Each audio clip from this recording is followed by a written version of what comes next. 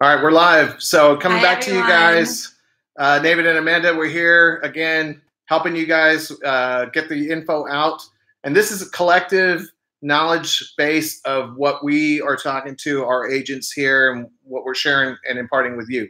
So it's everyone's experiences wrapped into one. And these are, again, a lot of reminders, but they're needed reminders, all right? So that's our intention here, is to help you guys and help us get through it. So today's topic is how to make your offer or your client's offer better and stronger to be accepted. That's the whole goal, right? You're going through all the headaches of showing property and going and digging in the dirt and trenches and whatnot. And so what's the whole point? The whole point is to get your offer accepted. And sometimes those little things are going to be a big difference in you and your competition, especially in this competitive market.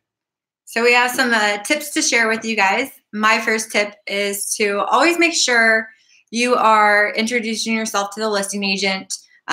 You want to build that rapport with them, create the likability with the agent. If you can't attend the open house with your client, call the agent, let them know that you're going to be sending your client over, text them the client's name, because... And, you know, you guys might be like, oh, why would I want to text the client name? But the listing agent, keep in mind, the listing agent's having the open house. They're being inundated with calls and whatnot. So it comes down to procuring cause. And, you know, later on, as you guys know, this is not the first time where you might send your client to the open house. And then next thing you know, your client's cozied up with the listing agent. And then you're like, hey, you know, what happened? So this is a great way to text. As Amanda pointed out, text the listing agent after you've already called them, or you have to voicemail and say, hey, you know, Steve Johnson, my client's going to be coming by, and text them that too. So there's a record that you've already sent that in. Should there be a situation where the client ends up moving, you know, or going with a listing agent or a listing agent's, you know, best friend, you know, and they get represented. So just for protection for you.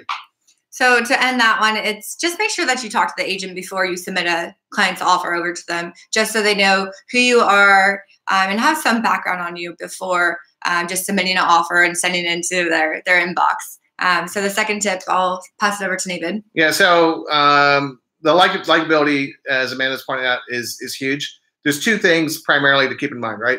One is the offer. Two is how you are as an agent presenting that. And if you come across as, you know, just very abrasive and rude, the agent's going to tell that seller, the listing agent's going to tell the seller, hey, you know, the offer's what, you know, whatever it is, it may be the strongest offer, but the agent is a total a-hole, right? I said it. All right, Denise, are you happy?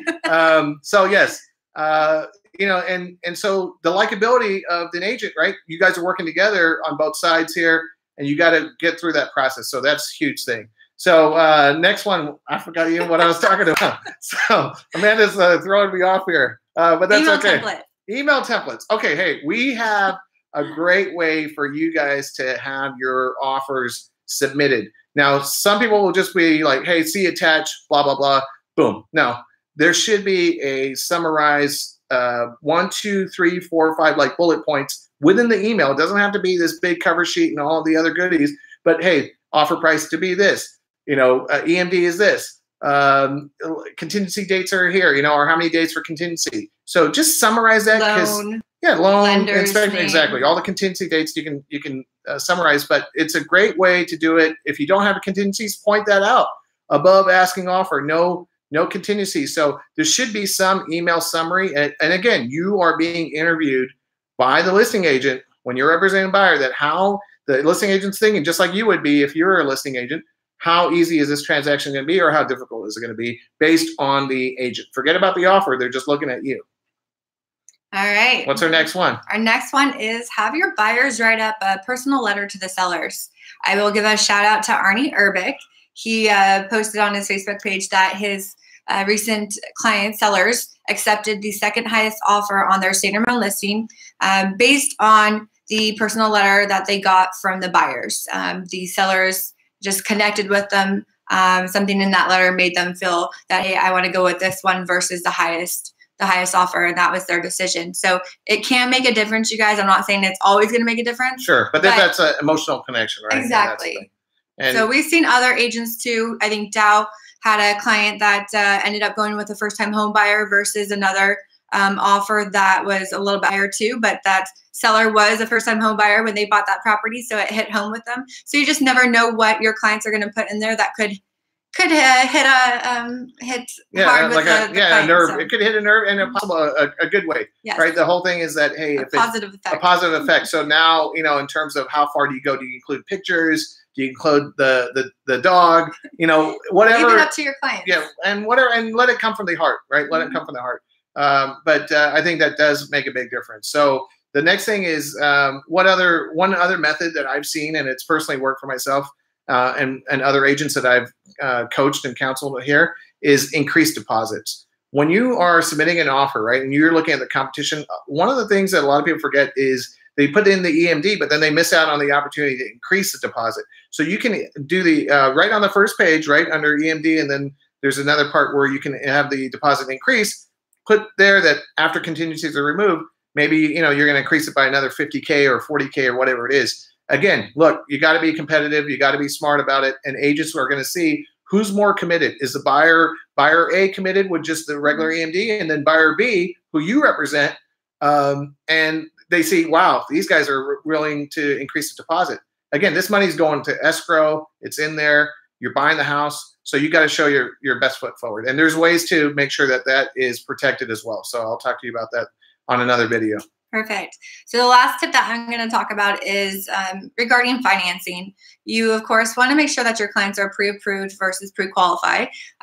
You ideally would like them to be pre-underwritten to make it a little bit more enticing. And then also, if you can, include the DU along in that email with the offer, with everything else included in it. And you just always want to make sure that your lender does make the time to call the listing agent and introduce themselves and mention that, hey, Amanda with Realty One Group is representing clients, by the name of David, and I'm their lender.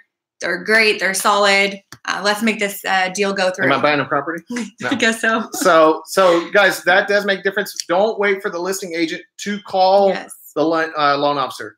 Have the loan officer call ahead. Take the initiative. And take the initiative, yes. And that's going to be the thing. So all these little contributing factors that we've covered here is going to help your client get that deal. And sometimes, it may not pan out, but we're trying to increase the probability, right? So now if you've got a strong offer and you've done these little extra steps, because not everyone is willing to do it, and they just, are tired, or they're just, worn out during the process.